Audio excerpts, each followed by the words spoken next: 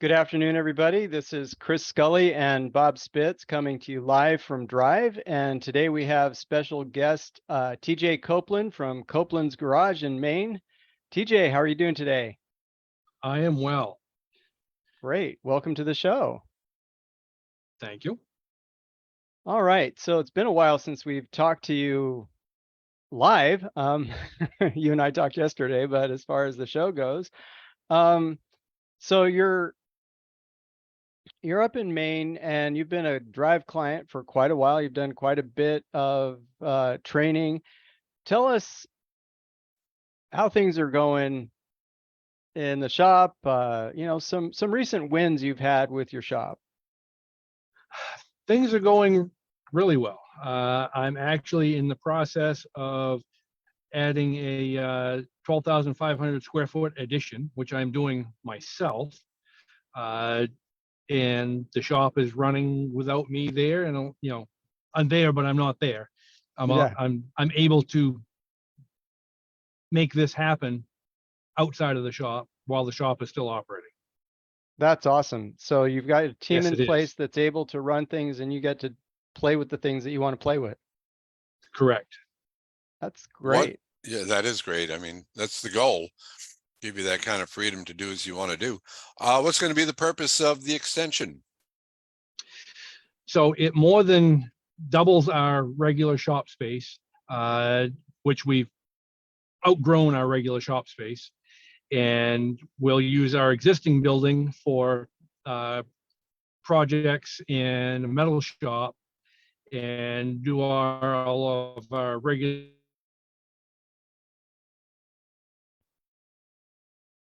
Did TJ lock up?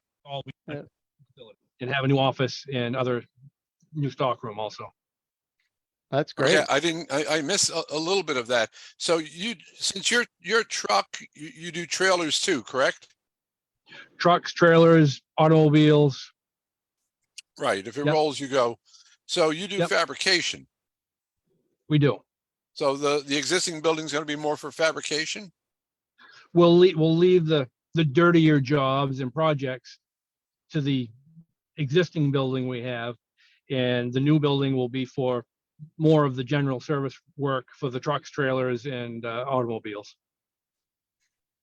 I always thought that's such an interesting combo. You know, I've known a number of Class 8 and truck mechanics, and the thought of them working on something like a Honda was always a bizarre idea. Well, for the most part, I have heavy duty technicians and I have light duty, medium duty technicians. There you go. So Okay. they still do their own thing, but the way we've always looked at it is, everybody who drives a commercial vehicle has small vehicles also. And Yeah, that's the true. rest of their family does. One would think. Yeah. Yeah. All right. So now getting to the point where you can do other things beside be in the shop and run the shop, I'm sure was not an overnight thing. Tell us about Definitely not. Yeah. Tell us about some of the key things that you had to change in order to get to that point. So obviously to do that, you've got to concentrate more on running the business than fixing cars yourself. Mm-hmm. And there again, that's what I had always done, and what most shop owners have always done is you fix cars. But I ended up putting enough people in place that I worked myself out of that position, which is exactly what I needed to do. And then I worked myself out of being in the front, which is exactly what I needed to do. Absolutely, get off the front. And then I can concentrate more on the outside logistics of, making sure we have the right people in place and helping from the outside. I still do some road service work, but not a lot of it. And more so for just specific customers that we've always had. And it's well worth my while. And I enjoy doing it still. Sure. Yeah, absolutely. And that's, that's part of the freedom. And I think sometimes when we talk about getting to stage 4 and not having to be in the shop, sometimes people think, okay, well, what would I do? Or what, you know, I like working on certain things. But there's a difference between having to do it because you don't have anybody else to do it and doing it because you like to do it. Exactly. Now, um, obviously the changes in your duties had to also accompany other changes in the shop. And what were some of the most significant changes that you had to make in your shop as you went from that stage 1 to stage 2, etc.? So obviously, one of the first big changes is basically you're not on the schedule fixing things anymore. And so you're not using, you're not into your toolbox all the time. As far as repair tools, you're using different toolboxes. Mm-hmm. And then, and that's different, not, when you're always accustomed to turning vehicles out the door yourself, it's a big change not doing that anymore. And, what I always, to get to the point where I'm at, the biggest change for me is I had to become more of a manager and then owner than a technician. And to do that is not something that everybody is comfortable doing because it's outside of their wheelhouse. That's Right. right. But by taking the steps to get there, that Drive has taught me, and they make sense that you just and sometimes, at first it's like, I don't want to do that. But You get off the phone and go, he's crazy. once you've done it, and policies and procedures, writing them out, that I'm not fond of spending my time writing things, but they pay dividends at the end. Right. Sure. And that was, a big hurdle for me, working on getting policies and procedures. And now I'm working on getting them. They're actually all in the Playbook app now. I've still got some Right. organization to do with them. But it's a great tool. And once you get it there, it's easy to expand on it. But it makes the day-to-day operations ultimately go better and smoother without your immediate oversight all the time. Absolutely. Yeah, Hey, that's a Chris, for critical piece. those who are on who might not know what TJ is referring to with a playbook, why don't you give everybody a little brief?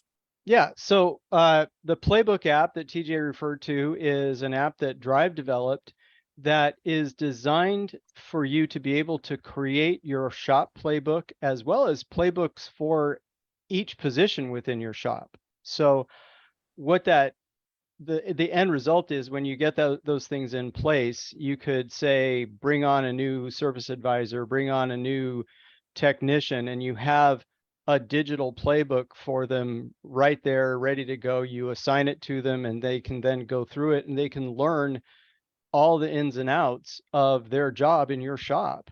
And it solves a big problem that a lot of shop owners have had for a very long time, which is most of the information about how they want things done has been in their heads, and they would get it across to the staff by telling them verbally. And then And that staff leaves. yeah, and then they start at zero again, and they have to repeat the same process over and over and over again until it's all documented in a playbook. And when you get it all into a playbook and it's written, then it's much easier for you as a shop owner to have a stable scene where everybody knows their job, everybody knows how to do their job, and they know how to work with other people in the shop, and it makes for a much smoother operation. That's the goal of the Playbook app. It Yeah. allows you to write policies, procedures, best practices. You can use video and upload videos and photographs, whatever you need Checklists. to do. Checklists. Yeah, checklists are a big part of the app. So all of those different types of content you can put into a playbook for your shop, and you can make playbooks for individual employee positions so that it's all there. And then all you have to do is update things as needed. And And that's a you've key got, point right there. You say update as needed. yeah, You know, TJ, I've been at this a long time and I've helped a lot of shop owners develop their policy manuals, procedure manuals, but nothing's static. You get it done, you go, oh, that's great, but it's all published and it's all on paper. And now something changes. And you got to go into each one of those books right. and change it. Right. And with this, then once you've assigned that particular policy or part of the playbook to the employee, you can tell when they've looked at it and they've acknowledged it, and you have that record. Yeah. And that's Yes. another very important thing. And having it digital makes that whole update process that Bob was just talking about so much easier, because you don't have to go through and replace pages in binders. You edit the record in the app and it automatically updates wherever it's needed. And that's a great thing about using a digital playbook. Now, Yeah, plus it's all organized in the app as opposed to trying to create an organization within your own computer software, whatever software, whether it's Word or whatever you're using. It gets funky, it gets hard to use, you lose stuff. And this is all in the cloud. It's not going to get lost. right. So TJ, as you went through that process of writing policies, procedures, and getting them implemented and things like that, what kind of difference did that make in terms of your team and getting people onto the same page? A massive difference. And so what I've always done is to present policies and procedures is during our weekly meeting, we'll do a, one or two policies depending on, what size the policy is, which none are big because you don't want them big. You want them to be simple to address one item.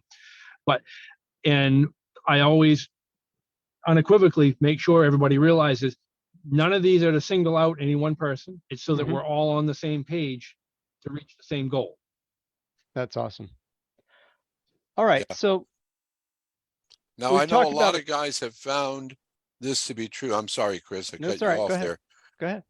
But having a procedure or a policy in writing carries so much more weight than just verbally telling people things.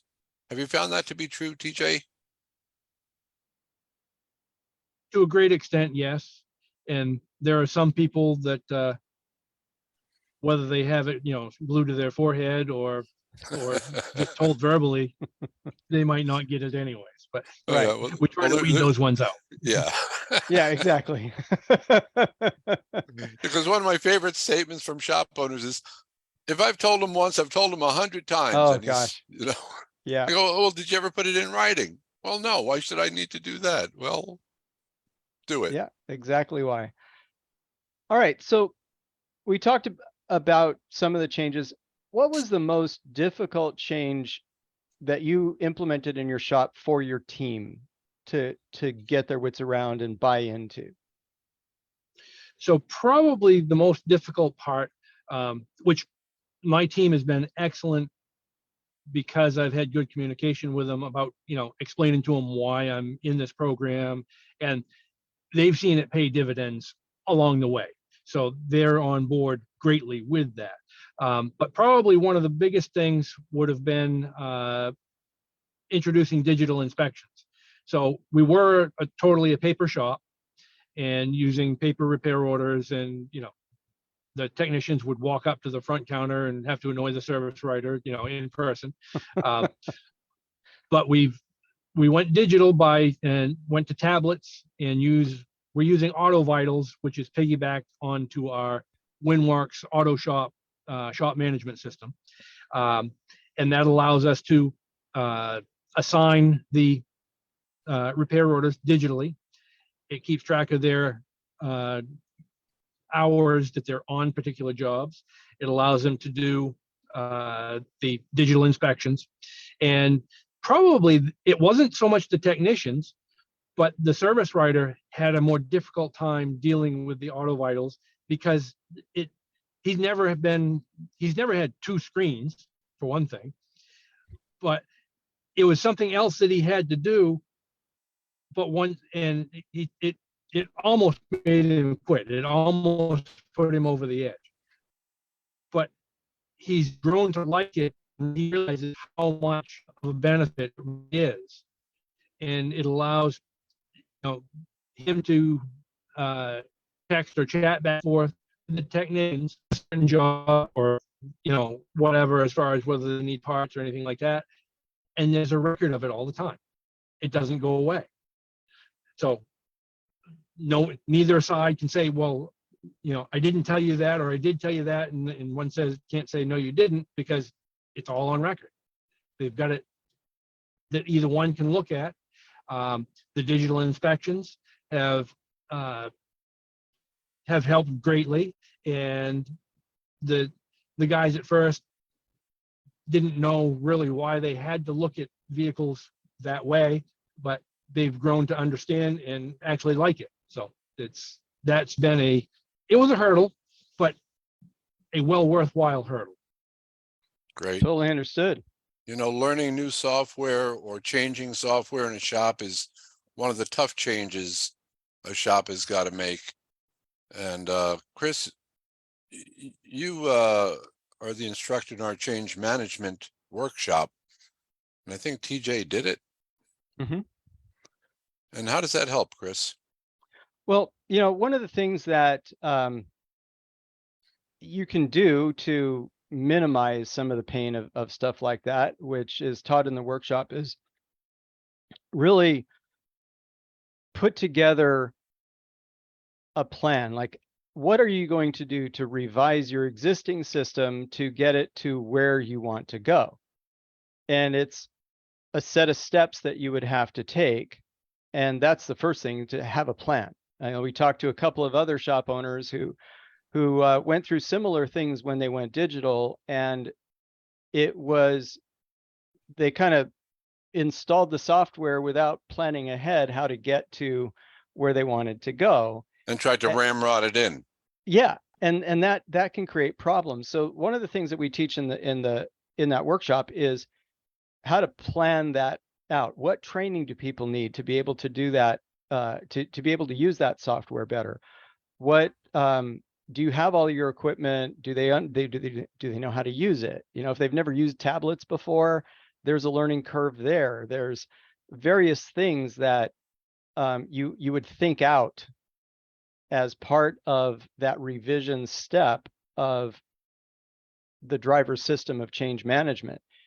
The other part on the implementation is how you get that buy-in, and how you deal with those frustrations that will crop up because people are going outside of their comfort zone when you make that change. Sometimes people will object not to what you're implementing, but just to the fact that you're changing something, because Right. they're used to doing things a certain way and you're disrupting that, darn it.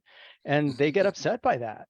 And if you don't plan for how to handle that and you don't approach it the right way, then the process is rougher than if you do approach it the right way. So those are a couple of things from the workshop that help in those types of situations. Yes, and we have that workshop coming up soon, don't Coming we? up in June. We're delivering it live in person in Monrovia. And so if you're making big changes in your shop, definitely it's something that you want to do. Yeah, I And think the follow sign that up is in our system. chat. It is.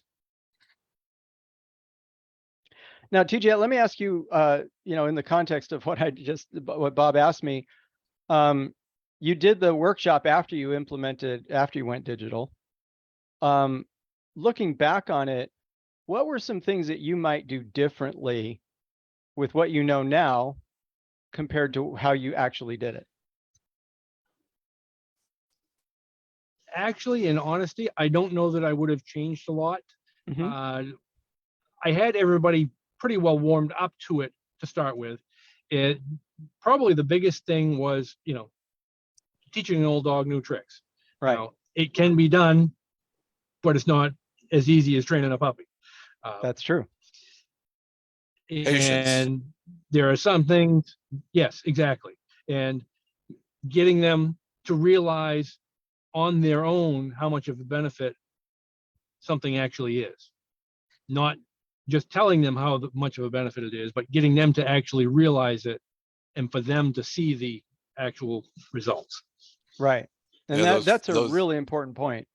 those 5 key words, what's in it for me? And Yeah. getting them to see it. It's kind of like sales, you get the person to sell themselves on it. You Yep, go, oh, so if exactly. I do that, yeah. Because I know technicians and they can be reactionary like anybody else, and they don't necessarily want to change. And I remember as a young tech when fuel injection and electronic ignition was coming in. And oh my goodness gracious. And the pushback wasn't, as Chris was saying, wasn't so much on the new system or product, it was on change. The mere fact that you're asking them to change. Yep. One of the things that I have done is I have all of my employees, technicians included, do the controlling the front workshop so that it allows everybody to be more on the same page as far as communicating back and forth. And so the technicians see what the front has to deal with, and it allows better communication within the shop. Oh, absolutely. I completely agree with that approach. And that workshop actually is also coming up in June, live in person at our headquarters in Monrovia. So That's definitely a that's great one to do live. yeah, it's a fantastic workshop. It definitely teaches you how things should work. Yeah, I've done it live and I've done it several times remotely. The nice thing, I like it live for shop owner, but to be able to have all of your staff do it, Yeah, it's great to be able to do it remotely. absolutely. I Yeah. completely understand that point. And you're right, it's great for technicians who, if they don't understand what the front is doing, you always have this farmer and cowman mentality going on, and you get these range wars. And it can be a very humbling experience for a technician to really understand what the front put goes through. Yep. And they stop fighting. Maybe not Absolutely. stop, but it makes it a lot better. Yeah. Yeah. Isn't that the truth? All right. So TJ, what's in the future for you? What are the goals from here? Well, so like I mentioned earlier, I'm working on the addition. So it's made it going through the program, it's made it possible for me to build a $2.5 million expansion. And I'll be doing it for around 700,000 because I'm doing it actually myself. The only thing I'm actually having done is the concrete work. I'm doing all the groundwork. I'm erecting the building and closing it all in and doing all the infrastructure work myself. And I enjoy doing it. That's why I'm doing it, because I enjoy it. Yeah. I built the other 2 buildings that we have now, and the first thing we learned back in the 90s when we first were involved with the program was from every deposit that we put in the bank, any money that we get paid, we put 3% in an equipment fund and we put 3% in a reserve account. And we've been able to pay for everything we've done out of those accounts. Fantastic. I am borrowing some money this time, but it'll be short term. I'll be able to pay back what I borrow in 5 years. That's incredible. Fantastic. That's really well done. And That's such an important point. The building of reserves and setting aside funds for major purchases and expansion and things like that.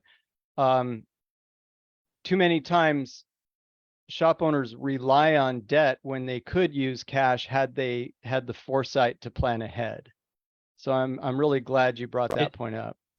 It's if you can spend your own money and not pay somebody else the interest on it, that's money in your pocket. Absolutely. Absolutely. Yeah. Le- No, that's great. Well, TJ, it's been great talking to you again, and Yeah, we're congratulations on your success. absolutely. It's Yes, amazing that I'm you're very able to pleased. spend time doing the and- things that you want to do. And my success isn't only because of what I've done, it's because of the teamwork I've been able to accomplish with it. Yeah, Sure. absolutely. Can't do this on your own. Nope. So not thanks at again all. for And coming, that and everybody has been a great help. awesome. Hey, All well, right. have a great weekend, TJ. Enjoy playing with your new building. And Yes, next you guys week, we'll, also. thank you. Next week, we have Christoph Schaffer from Euro Motors in Auburn, California, joining us. And so tune in for that show. And everybody have a great weekend. Yes. So long, everyone.